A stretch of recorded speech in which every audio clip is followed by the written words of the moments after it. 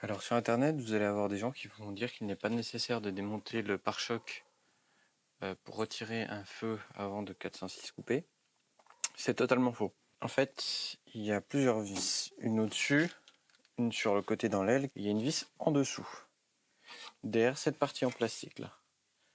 Donc faut pas oublier qu'ici normalement on a le pare-choc tout le long. On a une plaque là. Donc pour les personnes qui veulent démonter, elles pensent qu'il est possible. En fait, elles passent la main en dessous là. Et elles viennent dévisser cette vis, c'est quasiment inaccessible en fait. Et après, bon, ok, très bien, vous avez réussi à démonter les vis du feu, il faut encore les retirer, le phare. Là, il y a le pare-choc qui bloque. Là, vous avez une patte en dessous. Donc, en fait, ce que vous allez faire, c'est forcer sur cette pièce-là et le pare-choc. Pare-choc déjà très fragile. Donc, si vous voulez, vous pouvez faire comme ça, c'est une méthode brute, il y en a plein qui cassent après. Moi, je préfère pas faire comme ça, je préfère vous montrer comment faire propre et bien travailler. Pour cela, il vous faudra de l'eau savonneuse, un chiffon, comme toujours pour nettoyer les têtes de vis, ça peut être utile. Des clés à cliquet, rallonge et douille, donc douille de 10 et douille de 13. Et enfin, pour vous protéger les mains, des gants si possible en nitrile. Donc pour accéder à la vis du dessous, il va falloir enlever cette partie en plastique noir.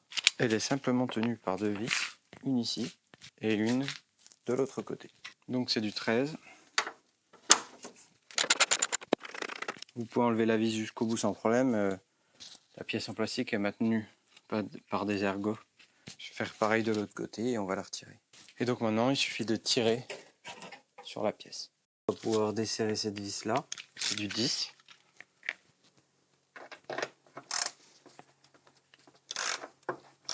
C'est la vis qui n'est pas accessible. Hein. Et il y a une rondelle. Donc prenez soin de l'enlever avant de retirer le feu. Ensuite, pareil, au-dessus du feu, c'est du 10. Pareil avec une rondelle. Et enfin, vous ne verrez pas, mais ici, vers le bocal de lave-glace, on a une vis en 10 aussi. Vous pouvez déclipser cette durite et puis ça vous donnera un peu plus d'accès. Là, une allonge est intéressante. Ce que je vais faire, c'est que je vais remettre la vis la plus accessible ici, juste pour que quand je dévisse, le feu ne tombe pas. Voilà.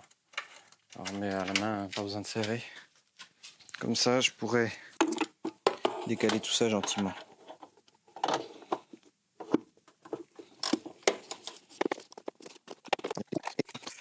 Une rondelle. Une fois que ça c'est fait, on va pouvoir retirer de nouveau la vis qu'on avait mis par sécurité et tirer sur le phare. Alors, il peut être bloqué par le bout de l'aile là, mais normalement il vient tranquillement, vous voyez. Alors le phare ensuite il faut déclipser ici, donc on tire sur la languette vers l'extérieur et on pousse. Voilà. Ici chez moi elle est cassée, donc normalement ça devrait venir tout seul, il faudra que je remplace ce connecteur. Voilà. Et voilà comment démonter un phare de 406 coupé, tout simplement. La suite, ça va être de reprendre ce phare pour atteindre la qualité de l'autre optique. Je vais aussi en profiter pour mettre un coup de propre parce que ici, vous pouvez le voir, c'est gras. J'ai pas mal d'huile qui fuit du moteur. Voilà, c'était une petite vidéo pour vous expliquer comment démonter un optique de 406 coupé. Bon, le remontage c'est assez simple, hein. C'est littéralement l'inverse.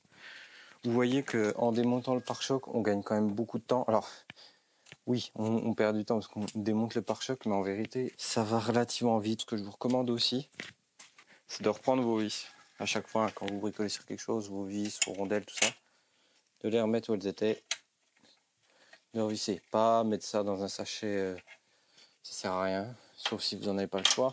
Et puis profitez-en, vous voyez, moi je vais nettoyer, profitez-en pour nettoyer, pour contrôler. Chaque fois que vous faites un petit travail, nettoyez la zone, prenez soin de rincer, de traiter la rouille s'il y en a. Ça permet de... On dirait pas comme ça paraît peu, mais ça permet vraiment de garantir, déjà de voir s'il y a d'autres pannes. Vous voyez là, s'il y a de l'huile là, c'est qu'il y a un problème. Bon, je sais qu'il y a un problème. Puis là, c'est évident que l'huile, mais quand même. Mais ça permet de voir s'il y a d'autres pannes, de peut-être faire des réparations rapides, ou alors de voir des choses comme, vous voyez, ça je ne le savais pas, ils m'ont remis un connecteur cassé, parce qu'ils ont eu la fainéantise de le remplacer lors des réparations, parce qu'elle avait été accidentée. Donc ils n'ont pas remplacé le connecteur. Bon ben je vais essayer d'en trouver un puis le changer quoi. Histoire d'avoir quelque chose de propre. Parce qu'un jour peut-être qu'il va sortir, j'aurai plus les phares ou je sais pas quoi, je vais poser une question, je vais penser que les ampoules sont grillées, je vais m'embêter alors qu'en fait c'est juste qu'il est déconnecté. Là je le sais, je vais le réparer, vous voyez. C'est de la maintenance préventive.